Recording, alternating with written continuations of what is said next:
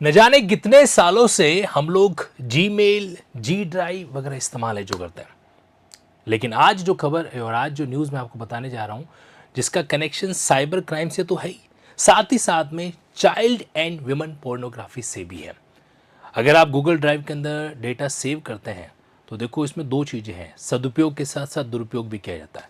कई ऐसे लोग हैं जो डेटा को अपने मोबाइल में नहीं रखते, क्या करते हैं उसको गूगल ड्राइव के अंदर जो है अपलोड करके रख लेते हैं और उन्हें लगता है कि भाई अब हमारे मोबाइल में नहीं है तो इस चीज़ को कौन ही देख सकता है।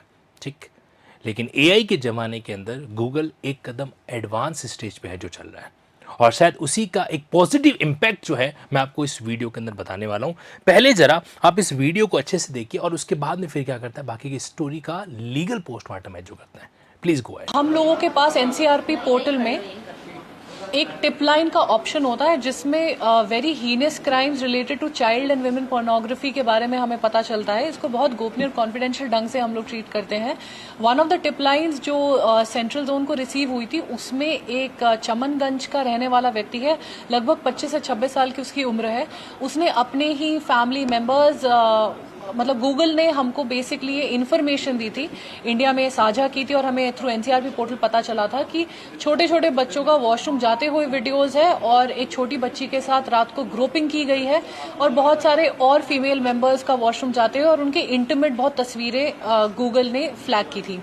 तो इससे जब हम लोगों ने बातचीत की उस इंसान से, उसको बुलवाया गया। गूगल हमको सारी इन्फॉर्मेशन देता है रिगार्डिंग IMEI नंबर, उस इंसान का नाम, the Gmail address and everything. So it was police ने भी बहुत मेहनत की है, आईपीस मंगवाए हैं, आईपी से ट्रेस किया है इस इंसान को और उसका फोन भी चेक किया है। इस इंसान ने गूगल ड्राइव पे जो फोटोग्राफ्स अपलोड की वो हमें कंप्लेन और एनालिसिस से पता चला। अपने ही चचेरी सिस्टर्स के साथ उसने अश्लील व्यवहार किया है। एक 8 साल की बच्ची के साथ उसने रात को कपड़े उतार के ग्रुपिंग की है और अपनी फैमिली के छोटे छोटे बच्चे जब वॉशरूम जा रहे थे तो उनके इंटीमेट तस्वीरें उसने गूगल ड्राइव पे अपलोड की। गूगल ड्राइव में अपलोड करने के बाद गूगल ने फ्लैग किया है और उसके बाद इसके ऊपर 72/26 चमनगंज में FIR भी लिखी गई है। तो ये बेसिकली विमेन और चाइल्ड पोर्नोग्राफी के अगेंस्ट ये बहुत अच्छी कार्रवाई हुई है। यस, अब इस पूरी कहानी को लीगल वे में समझने की कोशिश जो करते हैं, आपने जो भी देखा था वो ये है कि सुपरिटेंडेंट ऑफ पुलिस यानी कि एसपी साहिबा ने एक प्रेस कॉन्फ्रेंस जो की थी। प्रेस कॉन्फ्रेंस जो है एक पब्लिक जो है इवेंट अपने आप में होता है और शायद इसी वजह से इस वीडियो को मैं आपके सामने जो रख पाया हूँ। हुआ ये कि कानपुर के चमनगंज का एक कोई युवक है जिसकी उम्र तकरीबन 25-26 ईयर्स है जो होगी। तो वो व्यक्ति क्या कर रहा था, अपने घर की ही बच्चियों को या घर की ही लेडीज़ को जब वो अपने प्राइवेट एक्टिविटीज़ में यानी कि जैसे वॉशरूम जा रही है वगैरह हो रही हैं तो उस समय उसने क्या कर दिया, अपने फ़ोन से उन चीज़ों को कैप्चर है जो कर दिया। या रात के सोते समय बच्ची अगर सो रही हैं तो उसको इस तरीके से नेकेट करके उसके कपड़े उतार के उसके साथ में ग्रुपीज में कि फ़ोटो वोटो खींचना वगैरह ऐसे करके उसने अपने मोबाइल से उन चीज़ों को कैप्चर किया और अपनी गूगल ड्राइव के अंदर है जो अपलोड है जो कर दिया। अब गूगल का जो एक तरीके से सर्च इंजन कह दीजिए या फिर जो एआई का फिल्ट्रेशन कह दीजिए या फिर जो अपनी चाइल्ड पोर्नोग्राफी की पॉलिसी को फॉलो करता है, तो वो क्या करता है, रैंडम जो है चीज़ों को सर्च करता रहता है। तो जब गूगल ड्राइव के अंदर इस तरह की जानकारी, इस तरह की वीडियो जो उसको वहाँ पे दिखाई दिए, तो उसने क्या कर दिया, हमारे देश का जो नेशनल क्राइम रिकॉर्ड ब्यूरो है उसको वो इन्फॉर्मेशन एक तरीके से फॉरवर्ड करी। वहाँ से वो इन्फॉर्मेशन जो है संबंधित सुपरिटेंडेंट ऑफ पुलिस के पास आई। अब गूगल ड्राइव के अंदर आपके पास अगर कोई सेंसिटिव डेटा है तो डेफिनेटली गूगल इस चीज़ को स्कैन कर सकता है। आप यहां पर अब ये भी कह सकते हैं कि इसका मतलब तो गूगल ड्राइव के अंदर जो डेटा है वो प्राइवेट रहा ही नहीं। अब देखो, अगर गलत चीज़ है तो प्राइवेट रह के भी क्या फ़ायदा। गलत चीज़ तो दुनिया के सामने वैसे भी आनी चाहिए एक तरीके से। तो यहाँ पर गूगल ने इस चीज़ को भेजा। गूगल ने अपनी तरफ से जो गूगल जीमेल आईडी है, उस व्यक्ति का नाम है, नंबर है जो कनेक्टेड है, वो सारी डिटेल उन्होंने उसको अवेलेबल है जो करवाई, क्योंकि वहाँ पे उनको लगा कि भाई यहाँ पे कुछ न कुछ जो क्रिमिनल एक्टिविटी का इन्वॉल्वमेंट है जो हो सकता है। गूगल ने इसलिए भेजा क्योंकि हो सकता है व्यक्ति अपराध करे या हो सकता है ये व्यक्ति क्या कर आगे जाके सेल भी कर जाए। ठीक, तो वहाँ से वो डेटा पुलिस के पास है। पुलिस ने अपने लेवल पर भी इन्वेस्टिगेशन किया, आईपी एड्रेस वगैरह होता है और भी उसका फ़ोन भी जब्त है जो किया, फ़ोन के अंदर भी सारे डेटा को चेक किया और ये भी पता करने की कोशिश करी कहीं इसने और किसी थर्ड प्लेटफॉर्म को सेल करने का प्रयास तो है जो नहीं कर रखा है।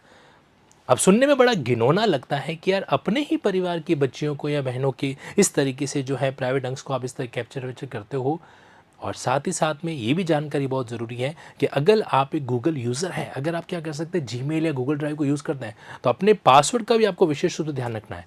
कहीं ऐसा ना हो कि हम लोग सोचें कि क्या है, जीमेल ही तो है। आपने अपना पासवर्ड किसी के साथ शेयर कर रखा है और उस व्यक्ति ने आपसे दुश्मनी निकालने के लिए आपके जो जी ड्राइव है या गूगल ड्राइव है उसके अंदर कोई भी ऐसा सेंसिटिव डेटा अपलोड है जो कर दिया, कोई भी सेंसिटिव डेटा। और ऐसे केस के अंदर अगर आप रडार पे आ गए तो ये बर्डन ऑफ प्रूफ आपके पास रहेगा कि आपके गूगल ड्राइव के अंदर ऐसा डेटा कहाँ से आया। तो आज की वीडियो का दो पर्पस है। पहला पर्पस तो ये है, डेफिनेटली बहुत अच्छी बात यहाँ पर पुलिस ने जो एक अच्छा एक्ट किया है कि ऐसे व्यक्ति को जो है उन्होंने पकड़वाने का काम है जो किया। भले ही इसके लिए गूगल ड्राइव की प्राइवेसी इम्पीच होती है तो होने दो, कोई गलत चीज़ गलत तरीके से है तो वो पकड़ी जानी चाहिए, उसको कानून जो है पनिश भी करना चाहिए।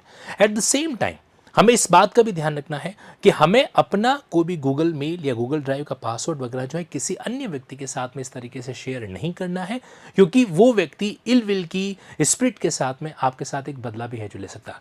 आज के समय में ये बहुत ही आसान हो गया है कि किसी व्यक्ति को फंसाना है तो क्या कर लो, उसके पोजीशन के अंदर कोई भी ऐसा मटेरियल डाल दीजिए जो कि अपने आप में ऑब्जेक्शनेबल है, जो भी अपने आप में अनलॉफुल है।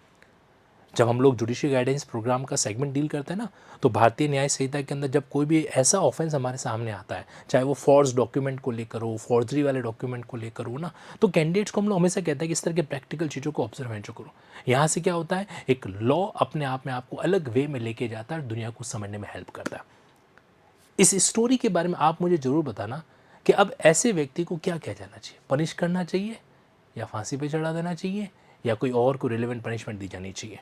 और साथ ही साथ में ये भी बताना कहीं आपने तो अपनी गूगल ड्राइव का पासवर्ड किसी के साथ शेयर तो नहीं कर दिया, कहीं ऐसा तो ना हो कि कोई और व्यक्ति आपके खिलाफ जो है बताने की कोशिश कर रहा हो। So be aware, be alert and stay a responsible citizen. Thank you so much.